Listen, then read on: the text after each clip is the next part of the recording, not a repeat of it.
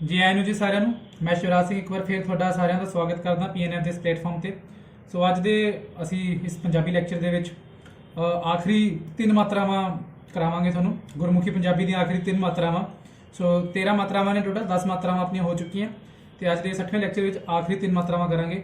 ਸੋ ਸ਼ੁਰੂ ਕਰਦੇ ਹਾਂ ਜੀ। 11ਵੀਂ ਮਾਤਰਾ, ਇਸ ਨੂੰ ਆਖਦੇ ਨੇ ਜੀ ਟਿੱਪੀ।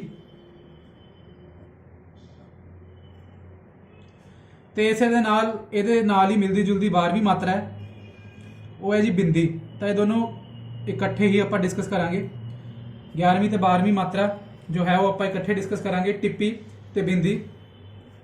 ਸੋ ਟਿੱਪੀ ਦੀ ਜੇ ਮੈਂ ਸ਼ੇਪ ਦੀ ਗੱਲ ਕਰਾਂ ਤਾਂ ਐਲਫਾਬੈਟ ਦੇ ਉੱਪਰ ਇੰਜ ਕਰਕੇ ਇੱਕ ਸਰਕਲ ਜਾਂ ਛੋਟਾ ਜਿਹਾ ਸਰਕਲ ਮਾਰਨਾ ਹੈ ਤਾਂ ਉਹ ਟਿੱਪੀ ਬਣ ਜਾਏਗੀ। ਤੇ ਜੇ ਬਿੰਦੀ ਦੀ ਗੱਲ ਕਰੀਏ ਤਾਂ ਐਲਫਾਬੈਟ ਦੇ ਉੱਪਰ ਬਸ ਇੱਕ ਛੋਟਾ ਜਿਹਾ ਡਾਟ ਮਾਰਨਾ ਹੈ। ਸੋ ਇਸ ਨੂੰ ਬਿੰਦੀ ਆਖਦੇ ਨੇ। ਤੇ ਜੇ ਮੈਂ ਸ਼ਾਹਮੁਖੀ ਪੰਜਾਬੀ ਦੀ ਗੱਲ ਕਰਾਂ ਕਿ ਇਹ ਕਿਸ ਦੇ ਕੋਰਸਪੋਂਡਿੰਗ ਵਰਤੀ ਜਾਂਦੀ ਹੈ ਟਿੱਪੀ ਜਾਂ ਬਿੰਦੀ, ਤਾਂ ਉਹ ਹੈ ਜੀ ਨੂਨ ਗੁੰਨਾ।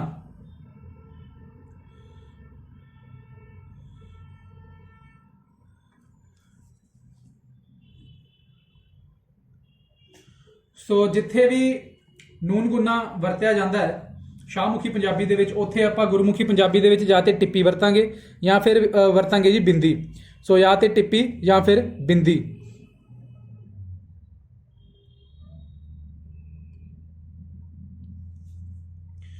ਸੋ ਟਿੱਪੀ ਤੇ ਬਿੰਦੀ ਨੂਨ ਗੁੰਨਾ ਦੀ ਥਾਂ ਤੇ ਵਰਤੀ ਜਾਏਗੀ। ਸੋ ਨੂਨ ਗੁੰਨਾ ਦੀ ਥਾਂ ਤੇ ਸੋ ਹੁਣ ਕਦੋਂ ਕੀ ਵਰਤਣਾ ਹੈ, ਇਸ ਦੇ ਪਿਛਲੀਆਂ ਮਾਤਰਾਵਾਂ ਨਾਲ ਸੰਬੰਧਿਤ ਕੇਸਿਸ ਨੇ। ਸੋ ਮਤਲਬ ਕਿ ਟਿੱਪੀ ਵਰਤਣੀ ਹੈ, ਨੂਨ ਗੁੰਨਾ ਦੀ ਥਾਂ ਤੇ ਟਿੱਪੀ ਵਰਤਣੀ ਹੈ, ਬਿੰਦੀ ਵਰਤਣੀ ਹੈ। ਇਸ ਦਾ ਤਾਲੁਕ ਹੈ ਜੋ ਆਪਾਂ ਪਿੱਛੇ ਮਾਤਰਾਵਾਂ ਸਾਰੀਆਂ ਕਰ ਚੁੱਕੇ ਹਾਂ। ਸੋ ਜਿੰਨੀਆਂ ਵੀ ਆਪਾਂ ਮਾਤਰਾਵਾਂ ਕੀਤੀਆਂ ਨੇ ਉਸਦੇ ਜੇ ਆਪਾਂ ਪਾਰਟਸ ਵੰਡ ਲਈਏ ਤਾਂ ਟਿੱਪੀ ਜੋ ਹੈ ਉਹ 4 ਥਾਵਾਂ ਤੇ ਯੂਜ਼ ਹੁੰਦੀ ਹੈ। ਤਾਂ ਸਭ ਤੋਂ ਪਹਿਲਾਂ ਆਪਾਂ ਟਿੱਪੀ ਦੀ ਗੱਲ ਕਰਾਂਗੇ। ਸੋ ਸਭ ਤੋਂ ਪਹਿਲਾਂ ਆਪਾਂ ਟਿੱਪੀ ਦੀ ਗੱਲ ਕਰਦੇ ਹਾਂ ਜੀ। ਟਿੱਪੀ ਜੋ ਹੈ ਉਹ 4 ਥਾਵਾਂ ਤੇ ਯੂਜ਼ ਹੋਏਗੀ। ਸੋ ਫਸਟ ਕੇਸ ਹੈ ਜਦੋਂ ਆਪਣੇ ਕੋਲ ਕੋਈ ਮੁਕਤਾ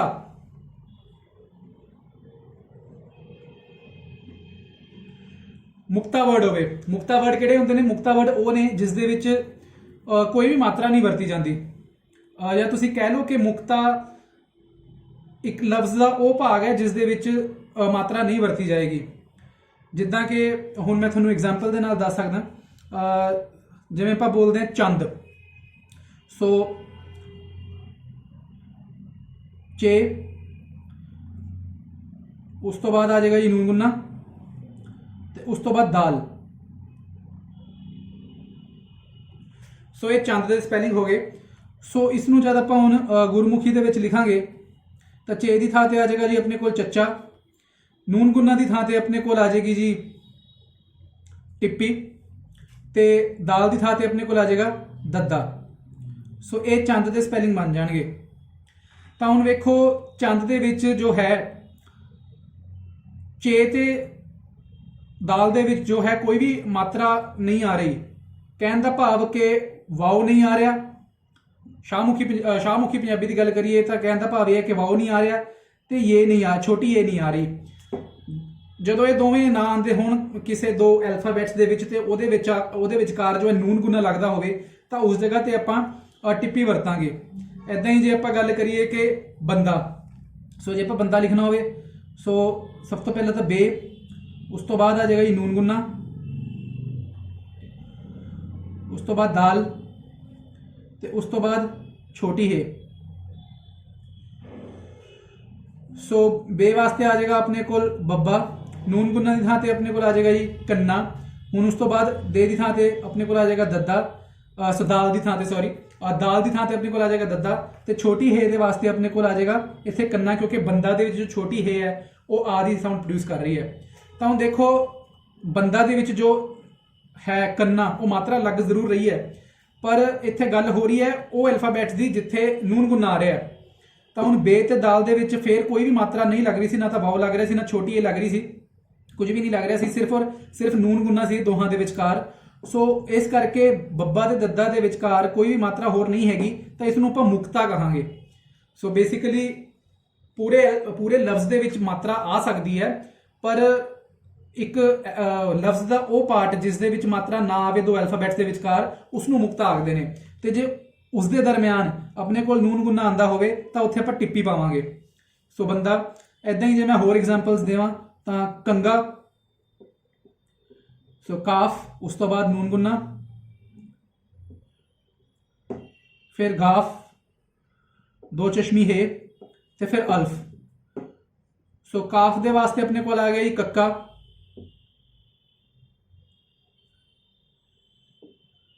ਉਸ ਤੋਂ ਬਾਅਦ ਆਪਣੇ ਕੋਲ ਆ ਜਾਏਗੀ ਨੂਨ ਗੁੰਨਾ ਦੀ ਥਾਂ ਤੇ ਟਿੱਪੀ। ਉਸ ਤੋਂ ਬਾਅਦ ਆਪਣੇ ਕੋਲ ਗਾਫ ਦੇ ਨਾਲ ਦੋ ਚਸ਼ਮੀ ਹੈ ਤਾਂ ਉਸ ਦੇ ਵਾਸਤੇ ਆ ਜਾਏਗਾ ਜੀ ਘੱਗਾ।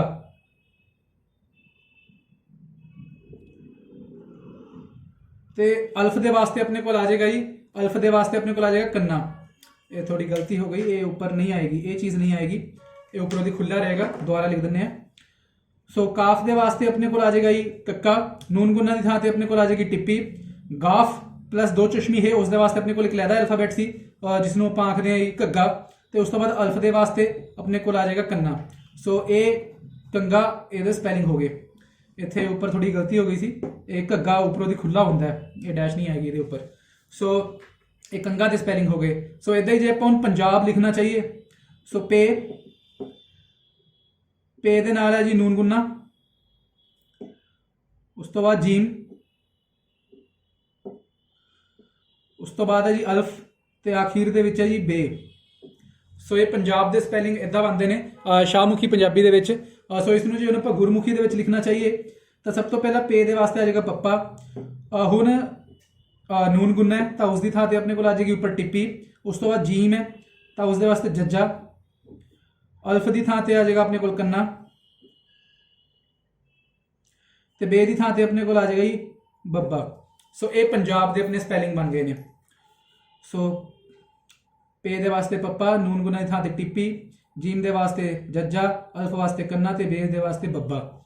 ਸੋ ਇਹ ਬਣ ਗਏ ਜੀ ਆਪਣੇ ਪੰਜਾਬ, ਆਪਣੇ ਸੋਹਣੇ ਪੰਜਾਬ ਦੇ ਸਪੈਲਿੰਗ। ਸੋ ਹੁਣ ਤੁਸੀਂ ਗੌਰ ਕਰੋ, ਪੰਜਾਬ ਦੇ ਵਿੱਚ ਵੀ ਅਲਫ ਜੋ ਹੈ ਉਹ ਇੱਕ ਮਾਤਰਾ ਦਾ ਕੰਮ ਕਰ ਰਹੀ ਹੈ। ਸੋ ਇੱਥੇ ਤੁਸੀਂ ਇੱਕ ਹੋਰ ਐਡੀਸ਼ਨ ਕਰ ਦਿਓ ਅਲਫ।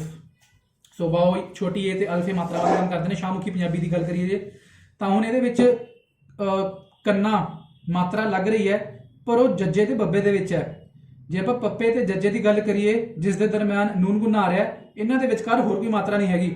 ਇਸ ਕਰਕੇ ਇਹ ਵਾਲਾ ਪੋਰਸ਼ਨ ਜੋ ਹੈ ਇਹ ਮੁਕਤਾ ਪੋਰਸ਼ਨ ਹੈ। ਸੋ ਇਸ ਦੀ ਥਾਂ ਤੇ ਆਪਾਂ ਟਿੱਪੀ ਲਗਾਵਾਂਗੇ ਨੂਨ ਗੁੰਨਾ ਦੀ ਥਾਂ ਤੇ। ਸੋ ਆਈ ਥਿੰਕ ਇਹ ਮੁਕਤਾ ਵਾਲਾ ਕੇਸ ਤੁਹਾਨੂੰ ਸਮਝ ਆ ਚੁੱਕਿਆ ਹੋਏਗਾ। ਤੇ ਟਿੱਪੀ ਹੁਣ ਦੂਸਰਾ ਕੇਸ ਜਿੱਥੇ ਟਿੱਪੀ ਲੱਗਦੀ ਹੈ ਜੀ। ਸੋ ਟਿੱਪੀ ਦਾ ਦੂਸਰਾ ਕੇਸ ਜਿੱਥੇ ਟਿੱਪੀ ਲਗਾ ਸਕਦੇ ਹਾਂ ਆਪਾਂ ਉਹ ਹੈ ਜੀ ਜਿੱਥੇ ਸਿਹਾਰੀ ਆ ਰਹੀ ਹੋਵੇ। ਸੋ ਸਿਹਾਰੀ ਤੋਂ ਜਸਟ ਬਾਅਦ ਜਦ ਨੂਨ ਗੁੰਨਾ ਲੱਗਿਆ ਹੋਵੇ। ਸੋ ਸਿਹਾਰੀ ਤੋਂ ਜਸਟ ਬਾਅਦ ਜਦ ਨੂਨ ਗੁੰਨਾ ਲੱਗਿਆ ਹੋਵੇ ਉਦੋਂ ਵੀ ਆਪਾਂ ਟਿੱਪੀ ਵਰਤਦੇ ਹਾਂ। ਉਦਾਹਰਨ ਦੇ ਤੌਰ ਤੇ ਜਿਵੇਂ ਕਹਿੰਦੇ ਆ ਮੇਰਾ ਨਾਮ ਹੁਣ ਸ਼ਿਵਰਾਜ ਸਿੰਘ, ਤਾਂ ਸਿੰਘ ਦੇ ਸਪੈਲਿੰਗ ਸੋ ਸੀਨ ਦੇ ਹੇਠਾਂ ਆਪਣੇ ਕੋਲ ਜ਼ੇਰ, ਉਸ ਤੋਂ ਬਾਅਦ ਨੂਨ ਗੁੰਨਾ, ਫਿਰ ਗਾਫ ਤੇ ਫਿਰ ਦੋ ਚਸ਼ਮੀ ਹੈ। ਤਾਂ ਇਸ ਨੂੰ ਜਦੋਂ ਆਪਾਂ ਹੁਣ ਗੁਰਮੁਖੀ ਦੇ ਵਿੱਚ ਲਿਖਾਂਗੇ ਤਾਂ ਸੀਨ ਦੀ ਥਾਂ ਤੇ ਜੀ ਆ ਜਾਏਗਾ ਆਪਣੇ ਕੋਲ ਸੱਸਾ। ਹੁਣ ਸੀਨ ਦੇ ਹੇਠਾਂ ਜ਼ੇਰ ਲੱਗੀ ਹੋਈ ਹੈ ਇਸ ਲਈ ਇਸ ਦੇ ਨਾਲ ਆ ਜਾਏਗਾ ਜੀ ਸਿਹਾਰੀ। ਹੁਣ ਦੇਖੋ ਜ਼ੇਰ ਜੋ ਹੈ ਸਿਹਾਰੀ ਦਾ ਕੰਮ ਕਰਦੀ ਹੈ ਤਾਂ ਹੁਣ ਸਿਹਾਰੀ ਦੇ ਜਸਟ ਬਾਅਦ ਆਪਣੇ ਕੋਲ ਇੱਥੇ ਨੂਨ ਗੁੰਨਾ ਆ ਰਿਹਾ ਤਾਂ ਇਹਦੇ ਉੱਪਰ ਟਿੱਪੀ ਪੈ ਜਾਏਗੀ ਤੇ ਫਿਰ ਗਾਫ ਪਲੱਸ ਦੋ ਚਸ਼ਮੀ ਹੈ ਦੇ ਵਾਸਤੇ ਆਪਣੇ ਕੋਲ ਘੱਗਾ। ਤਾਂ ਇਹ ਸਿੰਘ ਦੇ ਸਪੈਲਿੰਗ ਹੋ ਗਏ। ਐਦਾਂ ਹੀ ਜੇ ਆਪਾਂ ਗੱਲ ਕਰੀਏ ਬਿੰਦੀ,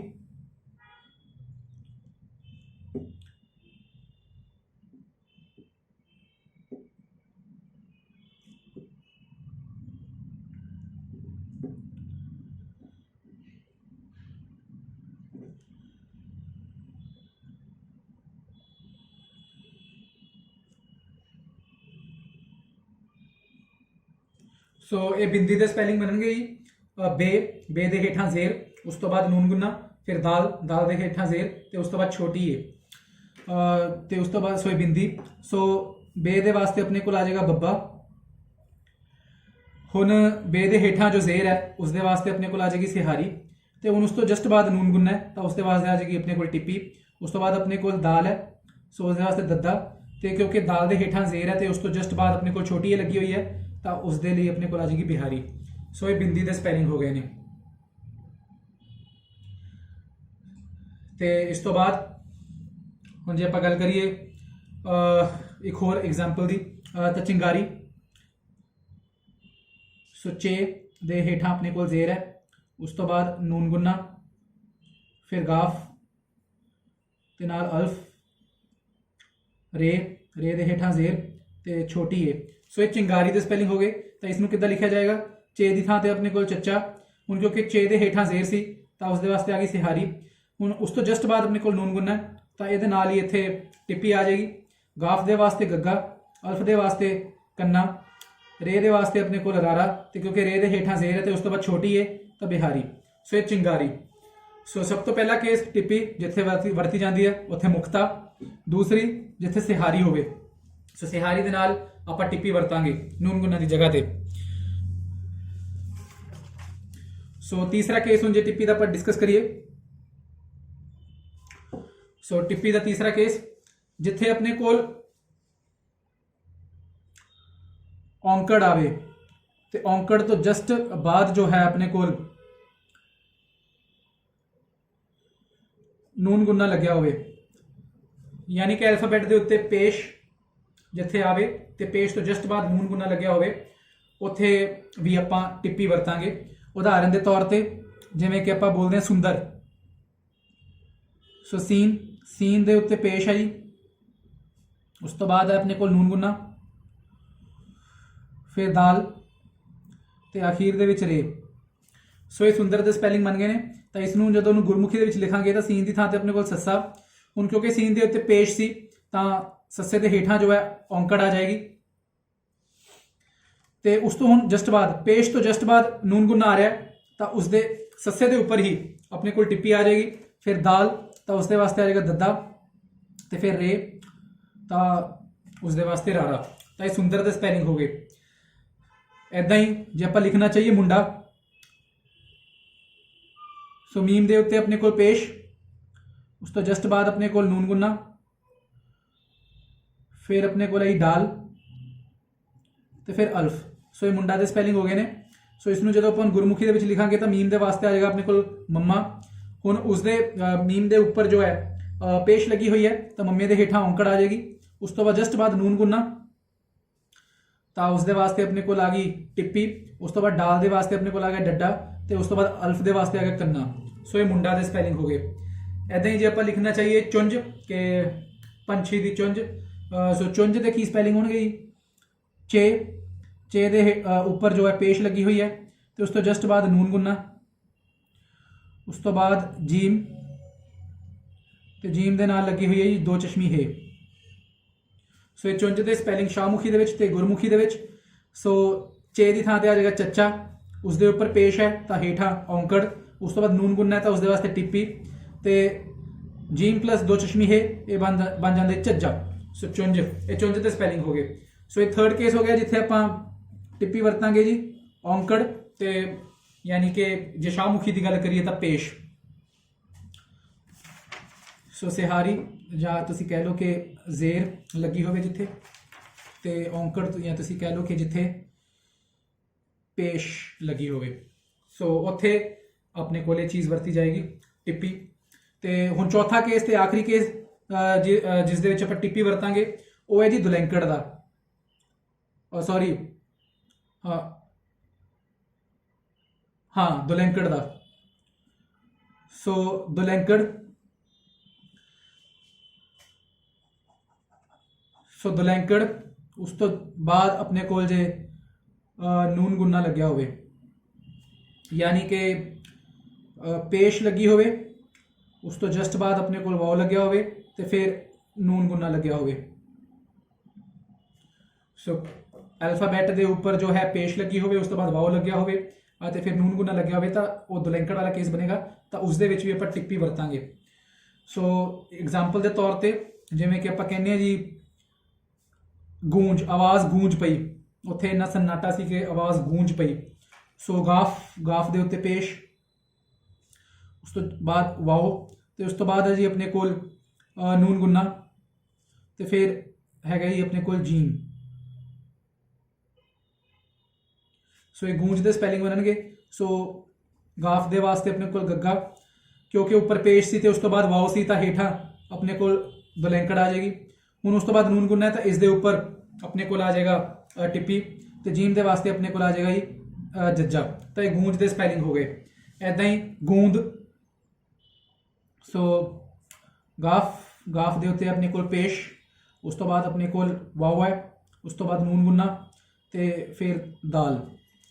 ਸੋ ਇਹ ਗੂੰਦ ਦੇ ਸਪੈਲਿੰਗ ਹੋ ਗਏ ਨੇ। ਤਾਂ ਗਾਫ ਦੇ ਵਾਸਤੇ ਗੱਗਾ, ਕਿਉਂਕਿ ਉਸ ਦੇ ਉੱਤੇ ਹੁਣ ਪੇਸ਼ ਸੀ ਤੇ ਉਸ ਤੋਂ ਬਾਅਦ ਵਾਓ ਲੱਗੀ ਹੋਈ ਸੀ ਤਾਂ ਆਪਣੇ ਕੋਲ ਆ ਗਈ ਦੁਲੈਂਕੜ, ਤੇ ਉਸ ਤੋਂ ਬਾਅਦ ਨੂਨ ਗੁੰਨਾ ਲੱਗਿਆ ਹੋਇਆ ਤਾਂ ਉਸ ਦੇ ਵਾਸਤੇ ਟਿੱਪੀ, ਤੇ ਦਾਲ ਦੇ ਵਾਸਤੇ ਆ ਜਾਏਗਾ ਆਪਣੇ ਕੋਲ ਦੱਦਾ। ਸੋ ਇਹ ਗੂੰਦ ਦੇ ਸਪੈਲਿੰਗ ਹੋ ਗਏ ਨੇ। ਇਸੇ ਤਰ੍ਹਾਂ ਜੇ ਹੁਣ ਆਪਾਂ ਅੱਗੇ ਹੋਰ ਐਗਜ਼ਾਮਪਲ ਦਈਏ ਤਾਂ ਜਿਵੇਂ ਆਪਾਂ ਕਹਿੰਦੇ ਨੂੰ, ਉਸ ਨੂੰ ਕੁਝ ਨਹੀਂ ਪਤਾ ਤਾਂ ਨੂੰ ਦੇ ਵਿੱਚ ਸਭ ਤੋਂ ਪਹਿਲਾਂ ਨੂਨ ਹੈ, ਉਸ ਦੇ ਉੱਪਰ ਪੇਸ਼ ਲੱਗੀ ਹੋਈ ਹੈ, ਫਿਰ ਵਾਓ ਹੈ ਤੇ ਫਿਰ ਨੂਨ ਗੁੰਨਾ। ਸੋ ਨੂਨ ਦੇ ਉੱਤੇ ਪੇਸ਼, ਉਸ ਤੋਂ ਬਾਅਦ ਵਾਓ ਤੇ ਫਿਰ ਨੂਨ ਗੁੰਨਾ। ਸੋ ਨੂਨ ਦੀ ਜਗ੍ਹਾ ਤੇ ਆਪਣੇ ਕੋਲ ਆ ਜਾਏਗਾ ਜੀ ਨੰਨਾ। ਹੁਣ ਕਿਉਂਕਿ ਨੂਨ ਦੇ ਉੱਪਰ ਪੇਸ਼ ਸੀ ਤੇ ਫਿਰ ਵਾਓ ਲੱਗੀ ਹੋਈ ਸੀ ਤਾਂ ਨੰਨੇ ਦੇ ਹੇਠਾਂ ਆਪਣੇ ਕੋਲ ਦੁਲੈਂਕੜ, ਤੇ ਉਸ ਤੋਂ ਜਸਟ ਬਾਅਦ ਆਪਣੇ ਕੋਲ ਨੂਨ ਗੁੰਨਾ ਹੈ ਤਾਂ ਇਸੇ ਦੇ ਉੱਪਰ ਟਿੱਪੀ ਆ ਜਾਏਗੀ। ਸੋ ਇਹ ਨੂੰ ਦੇ ਸਪੈਲਿੰਗ ਬਣ ਜਾਣਗੇ। ਐਦਾਂ ਹੀ ਜੇ ਆਪਾਂ ਲਿਖਣਾ ਹੋਵੇ ਤੂੰ, ਸੋ ਤੂੰ ਚੁੱਪ ਕਰ। ਸੋ ਤੂੰ ਜੇ ਆਪਾਂ ਲਿਖਣਾ ਹੋਵੇ ਤਾਂ ਤੇ ਦੇ ਉੱਤੇ ਆਪਣੇ ਕੋਲ ਪੇਸ਼ ਲੱਗੀ ਹੋਈ ਹੈ, ਉਸ ਤੋਂ ਬਾਅਦ ਆਪਣੇ ਕੋਲ ਵਾਓ ਹੈ ਤੇ ਫਿਰ ਆਪਣੇ ਕੋਲ ਹੈ ਜੀ ਨੂਨ ਗੁੰਨਾ। ਸੋ ਇਸ ਨੂੰ ਕਿੱਦਾਂ ਲਿਖਾਂਗੇ ਆਪਾਂ? ਤੇ ਦੇ ਵਾਸਤੇ ਆਪਣੇ ਕੋਲ ਤੱਤਾ। ਹੁਣ ਉਸ ਦੇ ਤੇ ਦੇ ਉੱਪਰ ਜੋ ਹੈ ਪੇਸ਼ ਲੱਗੀ ਹੋਈ ਹੈ ਤੇ ਫਿਰ ਵਾਓ ਲੱਗਿਆ ਹੋਇਆ ਤਾਂ ਉਸ ਦੇ ਵਾਸਤੇ ਜੋ ਹੈ ਆਪਣੇ ਕੋਲ ਹੇਠਾਂ ਦੁਲੈਂਕੜ ਲੱਗ ਜਾਏਗੀ, ਤੇ ਨੂਨ ਗੁੰਨਾ ਦੀ ਥਾਂ ਤੇ ਆਪਣੇ ਕੋਲ ਫਿਰ ਇੱਥੇ ਲੱਗ ਜਾਏਗੀ ਟਿੱਪੀ। ਸੋ ਇਹ ਤੂੰ ਦੇ ਸਪੈਲਿੰਗ ਬਣ ਗਏ ਨੇ। ਸੋ ਗੂੰਜ, ਗੂੰਦ, ਨੂੰ, ਤੂੰ। ਸੋ ਇਹ 4 ਕੇਸ ਨੇ। ਇਹਨਾਂ 4 ਕੇਸਾਂ ਦੇ ਵਿੱਚ ਜੋ ਹੈ ਸੋ ਇਹ 4 ਕੇਸ ਨੇ। ਇਹਨਾਂ 4 ਕੇਸਾਂ ਦੇ ਵਿੱਚ ਜੋ ਹੈ ਆਪਾਂ ਟਿੱਪੀ ਵਰਤਾਂਗੇ। ਜਿੱਥੇ ਜਿੱਥੇ ਆਪਣੇ ਕੋਲ ਜਿੱਥੇ ਵੀ ਆਪਣੇ ਕੋਲ ਨੂਨ ਗੁੰਨਾ ਆਏਗਾ ਇਹਨਾਂ ਕੇਸਿਸ ਦੇ ਵਿੱਚ, ਉੱਥੇ ਆਪਾਂ ਟਿੱਪੀ ਵਰਤਾਂਗੇ। ਸੋ ਇਹਦੇ ਨਾਲ ਟਿੱਪੀ ਵਾਲਾ ਤਾਂ ਕੇਸ ਇੱਥੇ ਹੋਇਆ ਖਤਮ। ਉਸ ਤੋਂ ਬਾਅਦ ਜੇ ਹੁਣ ਆਪਾਂ ਗੱਲ ਕਰੀਏ ਕਿ ਆਪਾਂ ਬਿੰਦੀ ਕਿੱਥੇ ਕਿੱਥੇ ਵਰਤਣੀ ਹੈ, ਸੋ ਹੁਣ ਆ ਗਏ ਜੀ ਆਪਣੇ ਕੋਲ ਬਿੰਦੀ ਵਾਲੇ ਕੇਸ। ਸੋ ਬਿੰਦੀ ਵਾਲੇ ਕੇਸ 6 ਨੇ। ਸੋ 6 ਮਾਤਰਾਵਾਂ, ਉਹਨਾਂ ਦੇ ਨਾਲ ਜੇ ਨੂਨ ਗੁੰਨਾ ਲੱਗਿਆ ਹੋਵੇ, 6 ਤਰ੍ਹਾਂ ਦੀਆਂ ਮਾਤਰਾਵਾਂ ਨੇ ਜਿਨ੍ਹਾਂ ਨਾਲ ਜੇ ਨੂਨ ਗੁੰਨਾ ਲੱਗਿਆ ਹੋਵੇ ਤਾਂ ਆਪਾਂ ਬਿੰਦੀ ਵਰਤਾਂਗੇ। ਸਭ ਤੋਂ ਪਹਿਲਾਂ ਜੀ, ਸੋ ਇਸ ਦਾ ਜੋ ਸਭ ਤੋਂ ਪਹਿਲਾ ਕੇਸ ਹੈ ਉਹ ਹੈ ਕੰਨਾ, ਯਾਨੀ ਕਿ ਕੰਨੇ ਤੋਂ ਬਾਅਦ ਜੇ ਨੂਨ ਗੁੰਨਾ ਆਂਦਾ ਹੋਏ। ਸੋ ਕੰਨੇ ਦੀ ਥਾਂ ਤੇ ਅਲਫ ਹੁੰਦੀ ਹੈ ਆਪਣੇ ਕੋਲ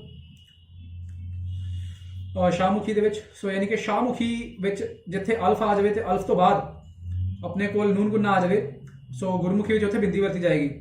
ਉਦਾਹਰਨ ਦੇ ਤੌਰ ਤੇ ਜਿਵੇਂ ਕਿ ਆਪਾਂ ਕਹਿੰਦੇ ਜੀ ਮਾਂ, ਸੋ ਮੀਮ ਦੇ ਨਾਲ ਅਲਫ ਤੇ ਉਸ ਤੋਂ ਬਾਅਦ ਨੂਨ ਗੁੰਨਾ। ਸੋ ਮਾਂ ਨੂੰ ਹੁਣ ਗੁਰਮੁਖੀ ਪੰਜਾਬੀ ਵਿੱਚ ਕਿੱਦਾਂ ਲਿਖਿਆ ਜਾਏਗਾ? ਮੀਮ ਦੀ ਥਾਂ ਤੇ ਆ ਜਾਏਗਾ ਆਪਣੇ ਕੋਲ ਮੰਮਾ, ਉਸ ਤੋਂ ਬਾਅਦ ਅਲਫ ਜੋ ਕਿ ਆ ਦੀ ਸਾਊਂਡ ਪ੍ਰੋਡਿਊਸ ਕਰ ਰਹੀ ਹੈ ਤੇ ਇੱਥੇ ਕੰਨਾ, ਤੇ ਹੁਣ ਇਸ ਤੋਂ ਬਾਅਦ ਆਪਣੇ ਕੋਲ ਨੂਨ ਗੁੰਨਾ ਤਾਂ ਇੱਕ ਕੰਨੇ ਦੇ ਉੱਪਰ ਬਿੰਦੀ। ਸੋ ਇੱਕ ਕੰਨੇ ਦੇ ਉੱਪਰ ਬਿੰਦੀ ਹੈ, ਮਾਂ ਦੇ ਸਪੈਲਿੰਗ ਹੋ ਗਏ। ਐਦਾਂ ਹੀ ਜੇ ਆਪਾਂ ਲਿਖਣਾ ਹੋਵੇ ਛਾਂ, ਕਿ ਜਿਵੇਂ ਆਪਾਂ ਕਹਿੰਦੇ ਨੇ ਮਾਵਾਂ ਠੰਡੀਆਂ ਛਾਵਾਂ, ਸੋ ਛਾਂ। ਸੋ ਚੇ, ਉਸ ਤੋਂ ਬਾਅਦ ਦੋ ਚਸ਼ਮੀ ਹੈ, ਉਸ ਤੋਂ ਬਾਅਦ ਅਲਫ ਲੱਗਿਆ ਹੋਇਆ ਜੀ ਤੇ ਉਸ ਤੋਂ ਬਾਅਦ ਨੂਨ ਗੁੰਨਾ। ਸੋ ਚੇ ਤੋਂ ਬਾਅਦ ਜਿਹੜੀ ਦੋ ਚਸ਼ਮੀ ਹੈ ਇਸ ਦੇ ਵਾਸਤੇ ਆਪਣੇ ਕੋਲ ਇੱਕ ਅਲੱਗ ਤੋਂ ਅਲਫਾਬੈਟ ਹੈ ਛੱਛਾ, ਤੇ ਅਲਫ ਦੇ ਵਾਸਤੇ ਫਿਰ ਆਪਣੇ ਕੋਲ ਕੰਨਾ, ਤੇ ਉਸ ਤੋਂ ਬਾਅਦ ਨੂਨ ਗੁੰਨਾ ਲੱਗਿਆ ਹੋਇਆ ਤਾਂ ਕੰਨੇ ਦੇ ਉੱਪਰ ਬਿੰਦੀ। ਸੋ ਇਹ ਛਾਂ ਦੇ ਸਪੈਲਿੰਗ ਹੋ ਗਏ। ਇਸੇ ਤਰ੍ਹਾਂ ਆਪਾਂ ਕਹਿੰਦੇ ਹਾਂ ਵੀ ਹਾਂ ਦੱਸ ਕੀ ਗੱਲ ਹੋ ਗਈ, ਹਾਂ। ਸੋ ਛੋਟੀ ਹੈ, ਉਸ ਦੇ ਨਾਲ ਹੈ ਆਪਣੇ ਕੋਲ ਅਲਫ ਤੇ ਉਸ ਤੋਂ ਬਾਅਦ ਆਪਣੇ ਕੋਲ ਨੂਨ ਗੁੰਨਾ ਹੈ। ਸੋ ਛੋਟੀ ਹੈ ਦੇ ਵਾਸਤੇ ਆਪਣੇ ਕੋਲ ਹਾ, ਅਲਫ ਦੇ ਵਾਸਤੇ ਆਪਣੇ ਕੋਲ ਕੰਨਾ ਤੇ ਉਸ ਤੋਂ ਬਾਅਦ ਨੂਨ ਗੁੰਨਾ ਜੀ, ਤਾਂ ਉਸ ਦੇ ਵਾਸਤੇ ਇੱਥੇ ਆ ਗਈ ਬਿੰਦੀ। ਇੱਦਾਂ ਹੀ ਜੇ ਕੁਝ ਹੋਰ ਇੱਕ ਦੋ ਐਗਜ਼ਾਮਪਲਾਂ ਮੈਂ ਦੇਵਾਂ ਤਾਂ ਆਪਾਂ ਕਹਿੰਦੇ ਜਿਵੇਂ ਪਾਵਾਂ,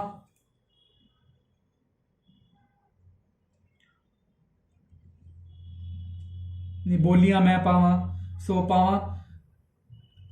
ਸੋ ਸਭ ਤੋਂ ਪਹਿਲਾਂ ਇੱਥੇ ਆ ਗਈ ਆਪਣੇ ਕੋਲ ਪੇ ਦੇ ਨਾਲ ਹੈ ਜੀ ਅਲਫ, ਉਸ ਤੋਂ ਬਾਅਦ ਵਾਓ, ਫਿਰ ਅਲਫ ਤੇ ਉਸ ਤੋਂ ਬਾਅਦ ਆਪਣੇ ਕੋਲ ਨੂਨ ਗੁੰਨਾ।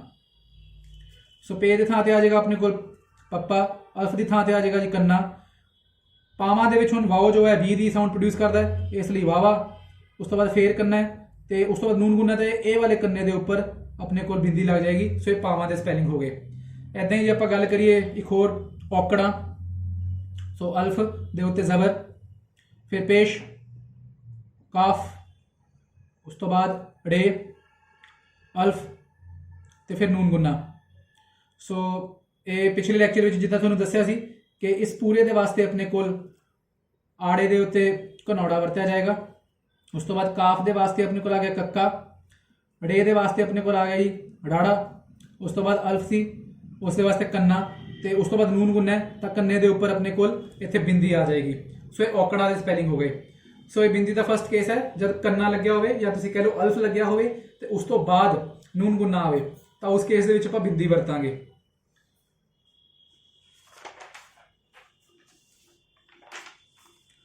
ਤੇ ਹੁਣ ਬਿੰਦੀ ਵਰਤਨ ਦਾ ਜੋ ਦੂਸਰਾ ਕੇਸ ਹੈ ਜੀ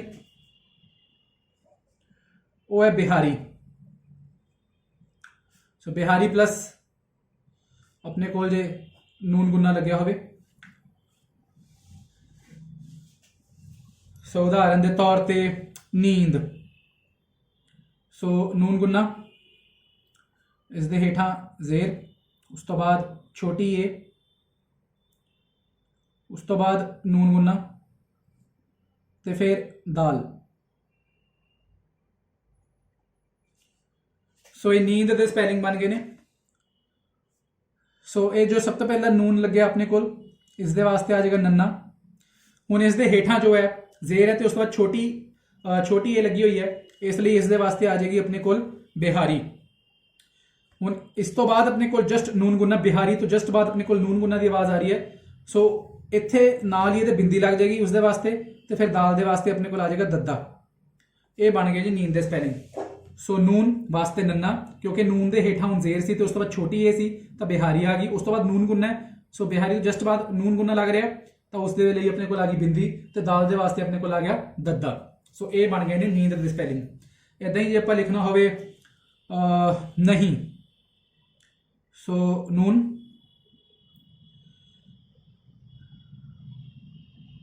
फिर अपने को आ जाएगी छोटी है, फिर छोटी ये, तो फिर आ जाएगा जी नून गुन्ना। सो ये नहीं दे स्पैलिंग हो गए ने। सॉरी ये नहीं आएगा, सो दोबारा लिख देने।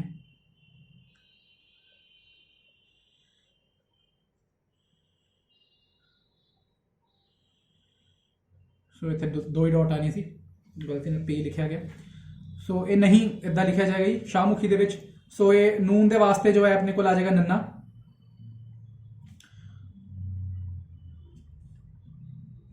उस तो बाद अपने को आ जाता है जी छोटी है तो उसके वास्ते अपने को आ जाएगा हाहा, क्योंकि उन्होंने उसे हेठा जेर है तो उस तो बाद छोटी ए है तो उसके वास्ते आ जाएगा अपने को बिहारी, तो उस तो जस्ट बाद नून गुना लग्या हुआ है तो उसके वास्ते आ जाएगी अपने को बिंदी।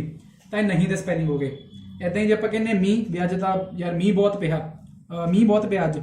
सो मीम के हेठा जेर, फिर छोटी ए, उस तो बाद नून गुना, उस तो बाद अपने को आ जाती है छोटी है।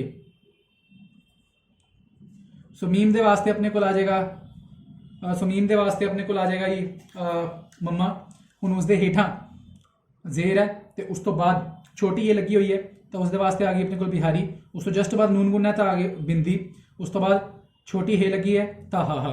सो ये बन गए जी मीह दे स्पैलिंग। सो ये बन गए ने मीह दे स्पैलिंग, ये नहीं ये नींद। सो ये वाला केस हो गया जी बिहारी का। सो बिहारी तो बाद नून गुना, सो नींद मीह नहीं, जिथे जिथे बिहारी लग रही है उस तो बाद आएगा जी अपने को नून गुना। तो इसका हम थर्ड केस जिथे अपने को लावा लगती हो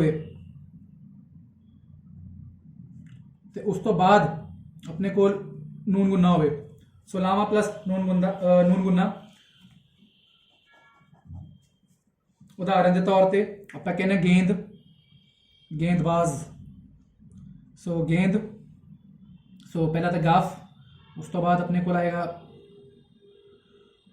छोटी ए, उस तो बाद नून गुन्ना तो फिर दाल। सो ये बन गई गेंद दे स्पैलिंग। सो गाफ दे वास्ते सब तो पहला तो आ जाएगा अपने को गग्गा। हुण गाफ दे ऊपर या हेठां कुछ भी नहीं लग्या तो उस तो जस्ट बाद छोटी लगी है यानी कि इत्थे लावां आएगी। सो ये बन गया गे। उस तो बाद नून गुन्ना पै रहा है जस्ट बाद। सो इत्थे आ जाएगी बिंदी तो उस तो बाद दाल वास्ते आ जाएगा दद्दा। सो ये बन गया जी गेंद। सो ये बन गए ने गेंद दे स्पैलिंग। इदां ही जे आपां कहिए रेंजर, पाकिस्तानी रेंजर। सो सब तो पहला रे, उस तो बाद छोटी ए, उस तो बाद है जी नून गुन्ना, उस तो बाद जीम लग्या होया तो जीम के बाद फिर दोहरा रे। सो इस दे रे वास्ते आ जाएगा सब तो पहला रारा। हुण उस तो जस्ट बाद छोटी है तो रे दे उत्ते या हेठां कुछ भी नहीं है। सो इस दे आ जाएगी लावां। उस तो जस्ट बाद नून गुन्ना तो इत्थे आ जाएगी बिंदी। फिर जीम वास्ते आ जाएगा जज्जा। फिर रे दे वास्ते दोबारा आ जाएगा रारा। सो ये रेंजर के स्पैलिंग बन गए। सो गेंद रेंजर। सो ये लावां वाला केस हो गया। उस तो बाद इसे दे नाल दुलावां। सो जिथे जिथे दुलावां भी आवे तो उस तो बाद अपने को नून गुन्ना होवे उस केस विच भी आपां बिंदी वरतांगे जिद्दां कि मैं। सो मीम दे उपर जबर, उस तो बाद छोटी ए तो फिर नून गुन्ना। सो ये मैं दे स्पैलिंग हो गए ने शाहमुखी दे विच। सो मीम दे वास्ते अपने को आ जाएगी मम्मा। हुण क्योंकि मीम दे उपर जबर है तो उस तो बाद छोटी ये है। सो ए दी आवाज़ प्रोड्यूस करेगी। सो दलावां आ गई ने तो उस तो बाद नून गुन्ने वास्ते इत्थे बिंदी। सो ये मैं दे स्पैलिंग बन गए। सो ये बनेगा जी मैं। इस तरह हम जो आप इसनूं एक्सटेंड करना चाहिए, एक होर एग्जाम्पल तुहानूं मैं दिना। जे आप इसनूं लिखना होवे मैनू,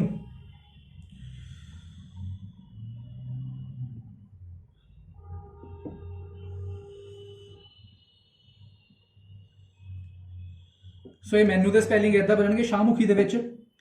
सो सब तो पहला मीम, तो मीम के वास्ते अपने को आ जाएगा मम्मा। हुण क्योंकि मीम के उपर जबर है तो उस तो बाद छोटी है तो ए की आवाज़ प्रोड्यूस होएगी। सो दुलावा। उस तो बाद नून गुन्ना है तो इत्थे आ जाएगी बिंदी। सो मैं तक तो स्पैलिंग सेम ने। उस तो बाद मैनू दे विच दी आवाज़ आती है। सो यानी कि इत्थे उपर पेश भी लगी हुई है, नून गुन्ना दे उपर पेश भी है। सो ते उस तो बाद अपने को आंदा जी वाओ। तो इसलिए नन्ना, इस दे हेठां दलैंकड़ ते इस नून गुन्ने वास्ते अपने को उपर आ जाएगी टिप्पी। सो ये बन गए मैनू के स्पैलिंग, यानी कि मैं प्लस नू मैनू। सो ये मैं के स्पैलिंग बन गए। इत्थे दुलावा सी तो इत्थे बिंदी आएगी, इत्थे दुलैंकड़ सी तो इत्थे अपने को टिप्पी आएगी। सो ये हो गए मैनू के स्पैलिंग। ऐदा ही दुलावा के जे एक दो होर एग्जाम्पल आप दईए तो जिद्दां कि बैंगण। सो बे, उसके उत्ते अपने को आ जाएगी जबर। फिर उस तो बाद अपने को आ जाएगी छोटी ए, फिर गाफ, तो उस तो बाद अपने को आ जाएगा नून।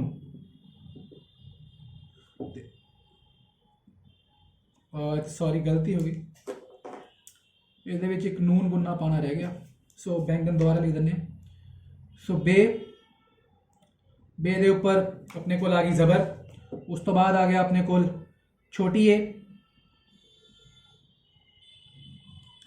उस तो बाद अपने को आएगा नून गुन्ना। सो ये नून गुन्ना। उस तो बाद आएगा अपने को गाफ। सो नून गुन्ना पिछले केस में पाना रह गया सी। सो ये गाफ, इस तो बाद अपने को आएगा नून। सो ये बन गया जी बैंगन। सो बैंगन नून जब आप गुरमुखी के लिखांगे तो बे दी वास्ते, सो बे दी थां ते अपने को आ जाएगा बब्बा। हुण बे दे उपर जबर है तो उस तो बाद छोटी ए है, यानी कि ए दी आवाज़ है। सो ये दुलावां लग जानी है। उस तो जस्ट बाद नून गुन्ना है तो इत्थे बिंदी आ जाएगी। उस तो बाद गाफ है, गाफ वास्ते आ जाएगा अपने को गग्गा। तो आ नून क्योंकि इस दे उपर ये वाला सिंबल है तो इस दे वास्ते आ जाएगा अपने को नाना। सो ये हो गया जी बैंगन दे स्पैलिंग। ऐदा ही एक होर एग्जाम्पल जे आपां दईए तो सैकड़ा, कि अज विराट कोहली ने बहुत ही अच्छा सैकड़ा मारिया, मतलब सैकड़ा 100 नूं कहंदे ने। सो सीन दे उपर है जी अपने को जबर, ते सीन दे नाल अपने को इत्थे छोटी ए। उस तो बाद अपने को नून गुन्ना, फिर काफ, ਉਸ ਦੇ ਨਾਲ ਹੀ ਹੈ ਆਪਣੇ ਕੋਲ ਰੇ ਤੇ ਨਾਲ ਹੈਗੀ ਅਲਫ। ਸੋ ਇਹ ਸੈਂਕੜਾ ਦੇ ਸਪੈਲਿੰਗ ਬਣ ਗਏ। ਸੋ ਸੀਨ ਦੇ ਵਾਸਤੇ ਆਪਣੇ ਕੋਲ ਆ ਜਾਏਗਾ ਸੱਸਾ, ਹੁਣ ਕਿਉਂਕਿ ਉਸ ਦੇ ਉੱਪਰ ਜ਼ਬਰ ਹੈ ਤੇ ਉਸ ਤੋਂ ਬਾਅਦ ਛੋਟੀ ਹੈ ਤਾਂ ਦੁਲਾਵਾਂ, ਉਸ ਤੋਂ ਜਸਟ ਬਾਅਦ ਨੂਨ ਗੁੰਨਾ ਹੈ ਤਾਂ ਉਸ ਦੇ ਵਾਸਤੇ ਬਿੰਦੀ ਆ ਗਈ। ਕਾਫ ਦੇ ਵਾਸਤੇ ਆ ਗਿਆ ਕੱਕਾ, ਡੇ ਦੇ ਵਾਸਤੇ ਆ ਗਿਆ ਡਾੜਾ ਤੇ ਅਲਫ ਦੇ ਵਾਸਤੇ ਆਪਣੇ ਕੋਲ ਆ ਜਾਏਗਾ ਕੰਨਾ। ਸੋ ਇਹ ਸੈਂਕੜਾ ਦੇ ਸਪੈਲਿੰਗ ਬਣ ਗਏ ਨੇ। ਸੋ ਸੈਂਕੜਾ ਦੇ ਸਪੈਲਿੰਗ ਇਦਾਂ ਬਣਨਗੇ। ਸੋ 4 ਕੇਸ ਆਪਾਂ ਡਿਸਕਸ ਕਰ ਲਏ ਨੇ ਜਿੱਥੇ ਜਿੱਥੇ ਆਪਾਂ ਬਿੰਦੀ ਵਰਤਾਂਗੇ। ਇਸ ਤੋਂ ਅਗਲਾ ਕੇਸ 2 ਕੇਸ ਹੋਰ ਨੇ ਬਿੰਦੀ ਵਾਲੇ। ਸੋ 5ਵਾਂ ਕੇਸ, ਜਦ ਆਪਣੇ ਕੋਲ ਹੋੜਾ ਲੱਗਿਆ ਹੋਵੇ। ਸੋ 5ਵਾਂ ਕੇਸ ਜਦੋਂ ਆਪਣੇ ਕੋਲ ਹੋੜਾ ਲੱਗਿਆ ਹੋਵੇ ਤੇ ਉਸ ਤੋਂ ਬਾਅਦ ਨੂਨ ਗੁੰਨਾ ਲੱਗਿਆ ਹੋਵੇ। ਸੋ ਹੋੜਾ ਤੇ ਉਸ ਤੋਂ ਬਾਅਦ ਨੂਨ ਗੁੰਨਾ। ਸੋ ਐਗਜ਼ਾਮਪਲ ਦੇ ਤੌਰ ਤੇ ਹੋਂਦ, ਸੋ ਛੋਟੀ ਹੈ ਉਸ ਤੋਂ ਬਾਅਦ ਵਾਓ, ਉਸ ਤੋਂ ਬਾਅਦ ਨੂਨ ਗੁੰਨਾ ਤੇ ਉਸ ਤੋਂ ਬਾਅਦ ਦਾਲ। ਸੋ ਇਹ ਹੋਂਦ ਦੇ ਸਪੈਲਿੰਗ ਬਣ ਗਏ ਨੇ। ਸੋ ਇਸ ਨੂੰ ਜਦੋਂ ਆਪਾਂ ਗੁਰਮੁਖੀ 'ਚ ਲਿਖਾਂਗੇ ਤਾਂ ਛੋਟੀ ਹੈ ਦੇ ਵਾਸਤੇ ਆਪਣੇ ਕੋਲ ਹਾਹਾ। ਸੋ ਕਿਉਂਕਿ ਹੁਣ ਛੋਟੀ ਹੈ ਦੇ ਉੱਪਰ ਜਾਂ ਹੇਠਾਂ ਕੁਝ ਵੀ ਹੋਰ ਜ਼ਬਰ ਪੇਸ਼ ਜਾਂ ਕੁਝ ਵੀ ਨਹੀਂ ਲੱਗ ਰਿਹਾ, ਜ਼ਬਰ ਪੇਸ਼ ਜਾਂ ਜ਼ੇਰ ਕੁਝ ਵੀ ਨਹੀਂ ਲੱਗ ਰਿਹਾ। ਸੋ ਜਸਟ ਉਸ ਤੋਂ ਬਾਅਦ ਵਾਓ ਹੈ ਤਾਂ ਇਸ ਕਰਕੇ ਇੱਥੇ ਆ ਗਿਆ ਹੋੜਾ ਤੇ ਉਸ ਤੋਂ ਬਾਅਦ ਨੂਨ ਗੁੰਨਾ। ਸੋ ਉਹਦੇ ਵਾਸਤੇ ਬਿੰਦੀ ਤੇ ਫਿਰ ਦਾਲ ਦੇ ਵਾਸਤੇ ਦੱਦਾ। ਸੋ ਇਹ ਬਣ ਗਿਆ ਹੋਂਦ। ਇੱਦਾਂ ਹੀ ਆਪਾਂ ਕਹਿੰਦੇ ਰੋਂਦਾ, ਜੋ ਸਾਰੀ ਦਿਹਾੜੀ ਰੋਂਦਾ ਰਹਿੰਦਾ। ਸੋ ਰੇ ਤੋਂ ਬਾਅਦ ਆਪਣੇ ਕੋਲ ਆ ਗਿਆ ਵਾਓ, ਉਸ ਤੋਂ ਬਾਅਦ ਆ ਗਿਆ ਆਪਣੇ ਕੋਲ ਨੂਨ ਗੁੰਨਾ, ਫਿਰ ਆ ਗਈ ਦਾਲ, ਉਸ ਤੋਂ ਬਾਅਦ ਅਲਫ।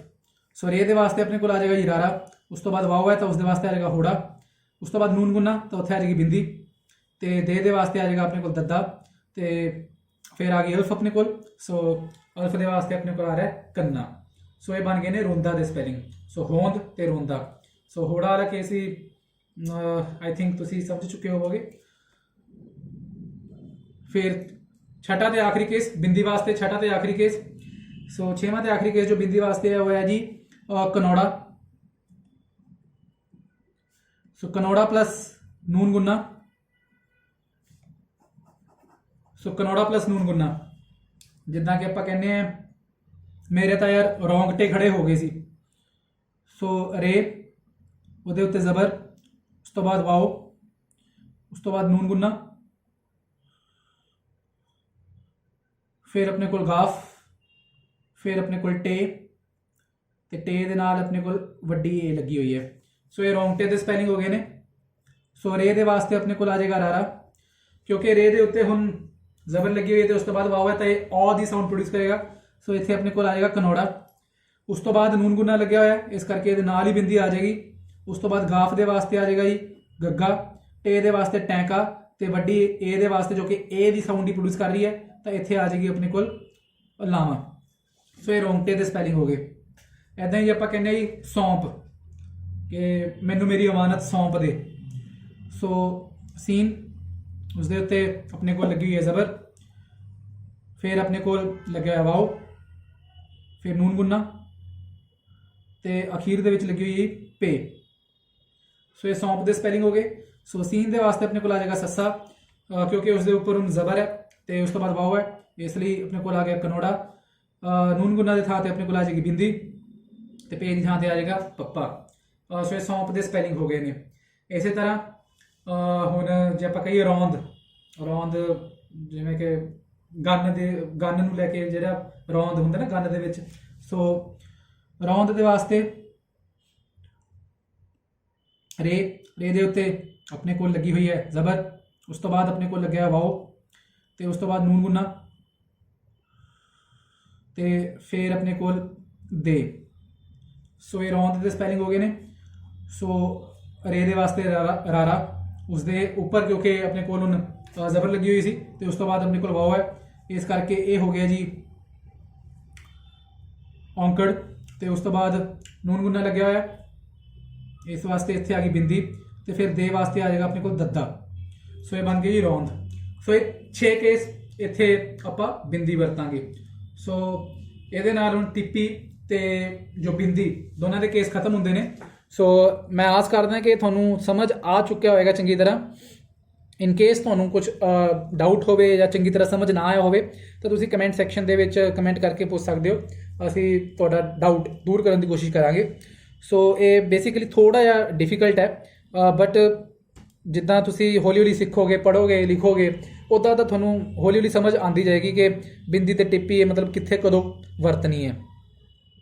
ਅਤੇ ਹੁਣ ਆਪਾਂ ਕਰਦੇ ਹਾਂ ਜੀ ਅਗਲੀ ਆਪਣੀ ਜਿਹੜੀ ਆਖਰੀ ਅੱਜ ਦੀ ਜੋ ਮਾਤਰਾ ਬਚੀ ਹੋਈ ਹੈ।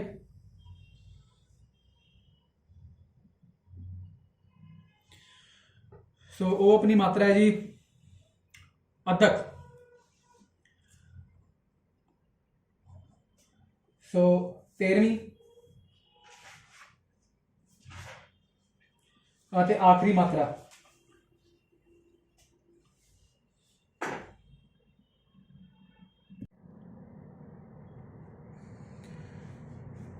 ਸੋ 13ਵੀਂ ਤੇ ਆਖਰੀ ਮਾਤਰਾ ਜੀ ਆਪਣੀ ਅਦਕ।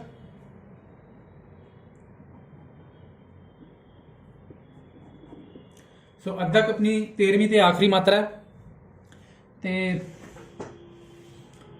ਇਸ ਨੂੰ ਵਰਤਿਆ ਜਾਂਦਾ ਤਸ਼ਦੀਦ ਦੀ ਥਾਂ ਤੇ। ਸੋ ਜਿੱਥੇ ਵੀ ਆਪਣੇ ਕੋਲ ਉਰਦੂ ਵਿੱਚ ਜਾਂ ਤੁਸੀਂ ਕਹਿ ਲਓ ਸ਼ਾਹਮੁਖੀ ਪੰਜਾਬੀ ਦੇ ਵਿੱਚ ਤਸ਼ਦੀਦ ਵਰਤੀ ਜਾਂਦੀ ਹੈ, ਸੋ ਜਿੱਥੇ ਜਿੱਥੇ ਆਪਣੇ ਕੋਲ ਤਸ਼ਦੀਦ ਵਰਤੀ ਜਾਏਗੀ ਉੱਥੇ ਉੱਥੇ ਆਪਾਂ ਅਦਕ ਵਰਤਾਂਗੇ। ਸੋ ਤਸ਼ਦੀਦ ਦੀ ਥਾਂ ਤੇ ਅਦਕ। ਸੋ ਇਸ ਦਾ ਜੋ ਸਿੰਬਲ ਹੈ ਅਦਕ ਦਾ ਉਹ ਇਹ ਹੈ। ਸੋ ਇੱਕ ਸੈਮੀ ਸਰਕਲ, ਛੋਟਾ ਜਿਹਾ ਸੈਮੀ ਸਰਕਲ, ਅਲਫਾਬੈਟ ਦੇ ਉੱਪਰ ਇੱਕ ਜੇ ਛੋਟਾ ਜਿਹਾ ਸੈਮੀ ਸਰਕਲ ਪਾ ਦਾਂਗੇ ਤਾਂ ਉਹ ਅਦਕ ਬਣ ਜਾਏਗੀ। ਪਰ ਫਰਕ ਇਹ ਹੈ ਕਿ ਤਸ਼ਦੀਦ ਜੋ ਹੈ ਉਸੇ ਅਲਫਾਬੈਟ ਦੇ ਉੱਪਰ ਪਾਈ ਜਾਂਦੀ ਹੈ ਜਿਸ ਦੀ ਡਬਲ ਸਾਊਂਡ ਆ ਰਹੀ ਹੋਵੇ ਜਾਂ ਡੂੰਘੀ ਆਵਾਜ਼ ਆ ਰਹੀ ਹੋ, ਜਿਵੇਂ ਆਪਾਂ ਕਹਿੰਦੇ ਜੀ। ਸੋ ਐਗਜ਼ਾਮਪਲ ਦੇ ਕੇ ਤੁਹਾਨੂੰ ਮੈਂ ਦੱਸਦਾ। ਜਿੱਦਾਂ ਆਪਾਂ ਕਹਿੰਦੇ ਲੱਤ। ਸੋ ਲੱਤ ਨੂੰ ਆਪਾਂ ਕਿੱਦਾਂ ਲਿਖਾਂਗੇ? ਲਾਮ, ਉਸ ਤੋਂ ਬਾਅਦ ਤੇ,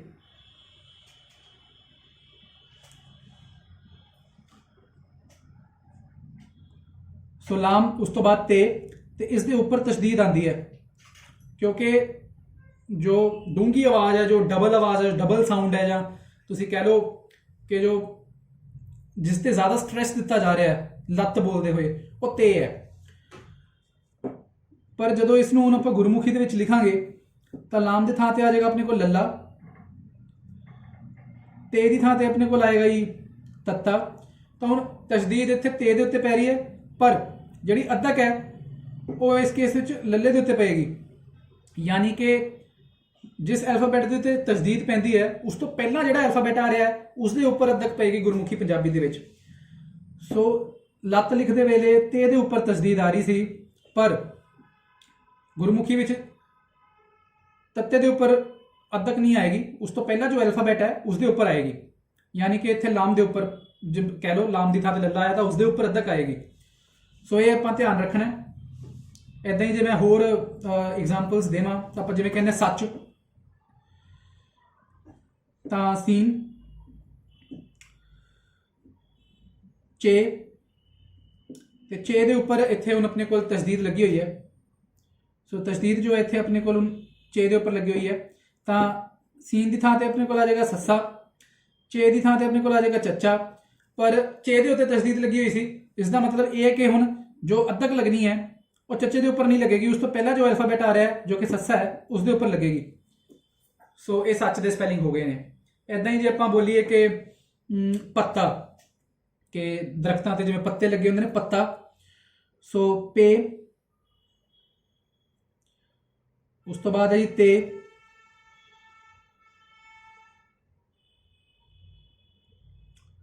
ਤੇ ਦੇ ਉੱਤੇ ਆਪਣੇ ਕੋਲ ਤਸ਼ਦੀਦ ਹੈ ਤੇ ਫਿਰ ਆਪਣੇ ਕੋਲ ਲੱਗਿਆ ਹੋਇਆ ਹੈ ਅਲਫ। ਸੋ ਇਹ ਪੱਤਾ ਦੇ ਸਪੈਲਿੰਗ ਹੋ ਗਏ। ਪੇ ਤੋਂ ਬਾਅਦ ਤੇ ਦੇ ਉੱਤੇ ਤਸ਼ਦੀਦ ਹੈ ਤੇ ਉਸ ਤੋਂ ਬਾਅਦ ਅਲਫ ਆ ਗਿਆ। ਸੋ ਪੇ ਦੀ ਥਾਂ ਤੇ ਆਪਣੇ ਕੋਲ ਆ ਜਾਏਗਾ ਪੱਪਾ, ਤੇ ਦੀ ਥਾਂ ਤੇ ਆਪਣੇ ਕੋਲ ਆ ਜਾਏਗਾ ਤੱਤਾ, ਅਲਫ ਦੀ ਥਾਂ ਤੇ ਆ ਜਾਏਗਾ ਕੰਨਾ।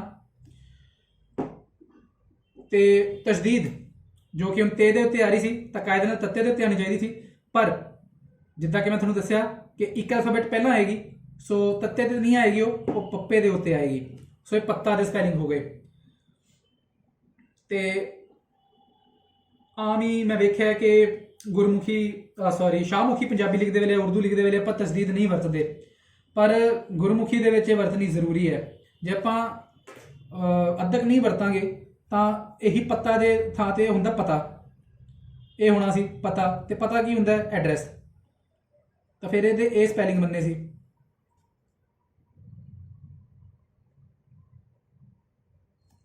ਸੋ ਪੇ ਤੋਂ ਬਾਅਦ ਤੇ ਦੇ ਨਾਲ ਛੋਟੀ ਹੈ, ਸੋ ਇਹ ਪਤਾ ਦੇ ਸਪੈਲਿੰਗ ਨੇ। ਸੋ ਪਤਾ ਮੀਨਸ ਐਡਰੈਸ, ਤੇ ਦੇਖੋ ਹੁਣ ਇਸ ਦੇ ਨਾਲ ਇੱਕ ਅੱਧਕ ਪਾਉਣ ਦੇ ਨਾਲ ਕਿੰਨਾ ਫਰਕ ਪੈ ਗਿਆ। ਪਤਾ ਮੀਨਸ ਐਡਰੈਸ, ਤੇ ਇਸ ਦੇ ਤੇ ਅੱਧਕ ਪਾ ਦਾਂਗੇ ਪੱਤਾ, ਦੈਟ ਮੀਨਸ ਲੀਫ। ਸੋ ਇਹ ਲੀਫ ਹੋ ਗਿਆ, ਇਹ ਹੋ ਗਿਆ ਐਡਰੈਸ। ਸੋ ਇਹ ਪਾਉਣਾ ਜ਼ਰੂਰੀ ਹੈ, ਅੱਧਕ ਜੋ ਹੈ ਇਹ ਵਰਤਣਾ ਜ਼ਰੂਰੀ ਹੈ, ਕਿਉਂਕਿ ਇੱਥੇ ਪੱਤਾ, ਸੋ ਇਹ ਅੱਧਕ ਆ ਰਹੀ ਸੀ, ਪੱਤਾ ਮੀਨਸ ਲੀਫ, ਅੱਧਕ ਨਹੀਂ ਆਈ, ਪਤਾ ਮੀਨਸ ਐਡਰੈਸ। ਸੋ ਇਹ ਧਿਆਨ ਰੱਖਣਾ। ਇੱਦਾਂ ਹੀ ਜੇ ਹੁਣ ਇੱਕ ਅੱਧਾ ਹੋਰ ਐਗਜ਼ਾਮਪਲ ਮੈਂ ਤੁਹਾਨੂੰ ਦਿਆਂ, ਤਾਂ ਆਪਾਂ ਜਿਵੇਂ ਕਹਿੰਦੇ ਪੁੱਤਰ, ਸੋ ਪੇ ਦੇ ਉੱਤੇ ਜੀ ਪੇਸ਼, ਉਸ ਤੋਂ ਬਾਅਦ ਤੇ ਦੇ ਉੱਤੇ ਤਸ਼ਦੀਦ, ਤੇ ਫਿਰ ਰੇ। ਸੋ ਪੁੱਤਰ ਦੀ ਸਪੈਲਿੰਗ ਪੇ ਦੀ ਥਾਂ ਤੇ ਆ ਜਾਏਗਾ ਆਪਣੇ ਕੋਲ ਪੱਪਾ, ਉਸ ਦੇ ਉੱਪਰ ਕਿਉਂਕਿ ਪੇ ਦੇ ਉੱਪਰ ਹੁਣ ਪੇਸ਼ ਹੈ ਤਾਂ ਪੱਪੇ ਦੇ ਹੇਠਾਂ ਆਪਣੇ ਕੋਲ ਆ ਜਾਏਗੀ ਔਂਕੜ। ਉਸ ਤੋਂ ਬਾਅਦ ਤੇ ਦੇ ਵਾਸਤੇ ਆ ਜਾਏਗਾ ਆਪਣੇ ਕੋਲ ਤੱਤਾ, ਰੇ ਦੇ ਵਾਸਤੇ ਆ ਜਾਏਗਾ ਰਾਰਾ। ਹੁਣ ਤੇ ਦੇ ਉੱਪਰ ਤਸ਼ਦੀਦ ਸੀ, ਪਰ ਉਸ ਤੋਂ ਪਹਿਲਾਂ ਵਾਲੇ ਅਲਫਾਬੈਟ ਦੇ ਉੱਪਰ ਆਏਗੀ ਅੱਧਕ। ਸੋ ਤੇ ਦੀ ਥਾਂ ਤੱਤਾ ਹੀ, ਉਸ ਤੋਂ ਪਹਿਲਾਂ ਜੋ ਹੈ ਪੱਪਾ ਆਇਆ ਤਾਂ ਇਸ ਦੇ ਉੱਪਰ ਅੱਧਕ ਆ ਜਾਏਗੀ। ਸੋ ਇਹ ਪੁੱਤਰ ਦੇ ਸਪੈਲਿੰਗ ਹੋ ਗਏ। ਇੱਦਾਂ ਹੀ ਜੇ ਆਪਾਂ ਲਿਖਣਾ ਹੋਵੇ ਕੁੱਤਾ, ਸੋ ਕਾਫ ਦੇ ਉੱਤੇ ਪੇਸ਼, ਉਸ ਤੋਂ ਬਾਅਦ ਤੇ ਦੇ ਉੱਤੇ ਤਸ਼ਦੀਦ, ਤੇ ਉਸ ਤੋਂ ਬਾਅਦ ਅਲਫ ਲੱਗੀ ਹੋਈ ਹੈ। ਸੋ ਕੁੱਤਾ ਦੇ ਸਪੈਲਿੰਗ ਕਿੱਦਾਂ ਹੋਣਗੇ, ਕਾਫ ਦੀ ਥਾਂ ਤੇ ਆ ਜਾਏਗਾ ਕੱਕਾ। ਹੁਣ ਕਾਫ ਦੇ ਉੱਤੇ ਪੇਸ਼ ਲੱਗੀ ਹੋਈ ਹੈ, ਯਾਨੀ ਕਿ ਕੱਕੇ ਦੇ ਹੇਠਾਂ ਜੋ ਹੈ ਔਂਕੜ ਲੱਗੇਗੀ, ਤੇ ਦੀ ਥਾਂ ਤੇ ਤੱਤਾ ਲੱਗੇਗਾ, ਤੇ ਅਲਫ ਦੀ ਥਾਂ ਤੇ ਕੰਨਾ। ਹੁਣ ਤੇ ਦੇ ਉੱਤੇ ਤਸ਼ਦੀਦ ਸੀ ਦੁਬਾਰਾ, ਯਾਨੀ ਕਿ ਕਾਫ ਯਾਨੀ ਕਿ ਕੱਕਾ, ਉਸ ਦੇ ਉੱਪਰ ਆਏਗੀ ਅੱਧਕ। ਸੋ ਇਹ ਬਣ ਗਏ ਨੇ ਕੁੱਤਾ ਦੇ ਸਪੈਲਿੰਗ। ਸੋ ਇਹ ਅੱਧਕ ਦੇ ਕੇਸ ਨੇ ਤਸ਼ਦੀਦ। ਸੋ ਬਸ ਇਹੀ ਆਪਾਂ ਧਿਆਨ ਵਿੱਚ ਰੱਖਣਾ ਹੈ ਕਿ ਤਸ਼ਦੀਦ ਜਿਹੜੇ ਅਲਫਾਬੈਟ ਦੇ ਉੱਪਰ ਲੱਗ ਰਹੀ ਹੈ, ਗੁਰਮੁਖੀ ਪੰਜਾਬੀ ਵਿੱਚ ਅੱਧਕ ਉਸ ਅਲਫਾਬੈਟ ਦੇ ਉੱਪਰ ਨਹੀਂ ਲੱਗੇਗੀ, ਉਸ ਤੋਂ ਪਹਿਲਾਂ ਇੱਕ ਪਹਿਲਾਂ ਜਿਹੜਾ ਅਲਫਾਬੈਟ ਆ ਰਿਹਾ ਹੈ ਉਸ ਦੇ ਉੱਪਰ ਲੱਗੇਗੀ। ਤੇ ਹੁਣ